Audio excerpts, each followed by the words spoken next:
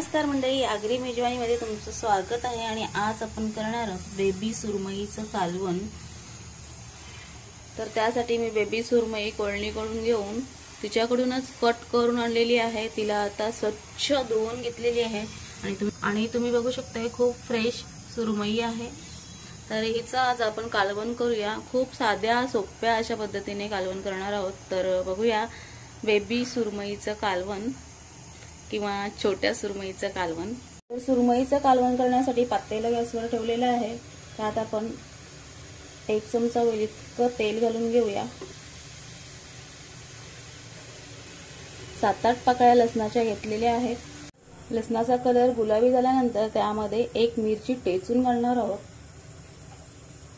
टेचल्यानंतर तिचा स्वाद लगेच तेलामध्ये मिक्स होतो आणि कालवणाला खूप छान अशी चव येतो। एक ओल्या मिरचीचा जो ठसका असतो तो कालवणाला जाणवतो। तर आता लसूण परतून झालाय, मिरची सुद्धा थोडीशी परतली आहे। ह्या मिरचीला पांढरट करायची गरज नाहीये। तर आता मी गॅस कमी करते आणि त्यामध्ये इतर मसाले घालून घेते। तिखट आहे ते 2 चमचे घालत आहे। हे मी हळद अर्धा चमचा, नेहमीप्रमाणे चवीपुरतं हिंग, तुम्हाला आवडत नसेल नाही घातलं तरी सुद्धा चालेल, मी इथे हा 1 चमचा घातलेला। परतून घेऊया। मंद गॅसवरच 1 मिनिटभर परतून घ्यायचा आहे। गॅस बिलकुल या स्टेजला फास्ट ठेवायचा नाही। जर हा मसाला करपला किंवा जर ही फोडणी करपली तर तुमच्या कालवणाचा रंग आणि चव सुद्धा बदलेल। मसाल्यातून सौम्य असा सुवास बाहेर पडेपर्यंतच मसाले परतून घ्यायचे आहेत। तर मस्त असा सुवास बाहेर पडलेला आहे। तर आता त्यामध्ये आपण सुरमई घालून घेऊया।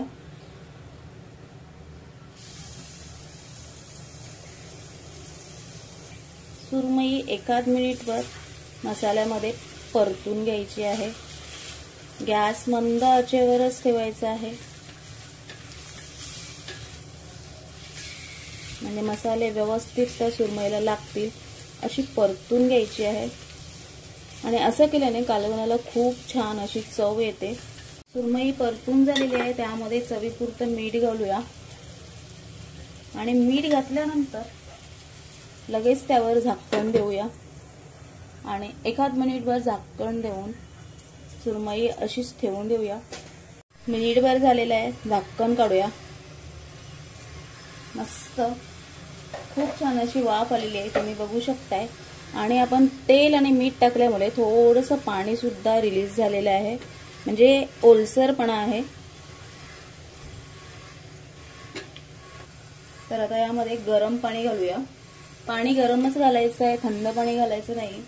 गरम पाणी घातल्याने तेल कमी घालून सुद्धा चांगली तरी येते। आणि दुसरं म्हणजे कालवणाला तुमच्या उकळी लवकर येते। आणि गॅस लगेच हाय फ्लेमवर करूया। व्यवस्थित सुरमई त्यामध्ये मिक्स करून घेऊया।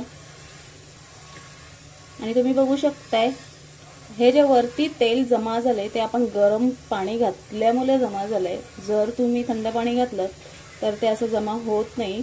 म्हणून तुम्हाला जर कमी तेलामध्ये सुद्धा तरी हवी असेल तर तुम्ही कालवणामध्ये नक्कीच गरम पाणी घाला। तुम्ही बघू शकताय गरम पाणी घातल्याने कालवणाला लगेचच उकळी यायला लागली। आता त्यामध्ये आपण 1 टोमॅटोची प्युरी घालूया। इथे मी प्युरी करून घातली आहे, तुम्ही त्यामध्ये कापून टोमॅटो घातलात तरी सुद्धा चालेल, पण प्युरी घातल्याने चांगला घट्टसरपणा येतो, म्हणून मी इथे प्युरी घातलेली आहे। प्युरी घातल्यानंतर लगेच त्यामध्ये अर्धी वाटी इतकं खोबऱ्याचं वाटण, काळा खोबरा वाटून डायरेक्टली त्यामध्ये घातलेला आहे।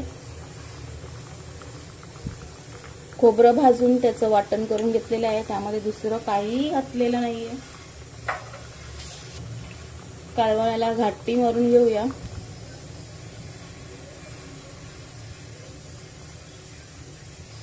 कालवणावर झाकण देऊन 5 ते 6 मिनिटं कालवण मीडियम आचेवर शिजायला ठेवूया। 5 ते 6 मिनिटं झालेली आहेत, झाकण काढून बघूया। मस्त वाफ आलेली आहे, तुम्ही बघू शकताय. आणि सुरमई मस्त अशी शिजलेली आहे. कालवणाचा रंग देखील खूप छान आलेला आहे. मस्त असं घट्टसर कालवण झालेलं आहे, तुम्ही बघू शकताय. आणि असं घट्टसर कालवण टॅमॅटोची प्युरी आणि खोबऱ्याचं वाटण त्यामुळे झालेलं आहे. तर आता यामध्ये आपण गरम मसाला घालून घेऊया. अर्धा चमचा गरम मसाला घालूया. गरम मसाला मिक्स करून घेऊया.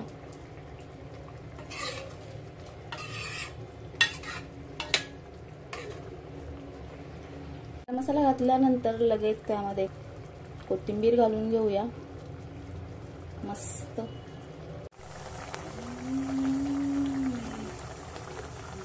मिनिटभर झालेला आहे. कालवण व्यवस्थित मिक्स करून घेऊया. मस्त घट्टसर रस्सा झालेला आहे. हा रस्सा तुम्ही भाकरी किंवा भातासोबत एन्जॉय करू शकता. तर मैत्रिणींनो, जर तुम्हाला पातळ रस्सा हवा असेल तर यामध्ये थोडंसं गरम पाणी घालून तुम्ही रस्सा पातळ केला तरी सुद्धा चालेल. म्हणजे एका रेसिपीत तुमची पातळ रस्स्याची रेसिपी सुद्धा होऊन जाईल. तर अशा प्रकारे आपलं सुरमईचं कालवण तयार झालेलं आहे. गॅस बंद करून घेऊया. कालवणावर झाकण देऊया. अशा प्रकारे आपलं बेबी सुरमईचं कालवण तयार झालेलं आहे. रेसिपी आवडली असल्यास नक्कीच लाईक, कमेंट, शेअर करायला विसरू नका. आणि पुन्हा एकदा भेटूया अशाच एखाद्या रेसिपीमध्ये. धन्यवाद.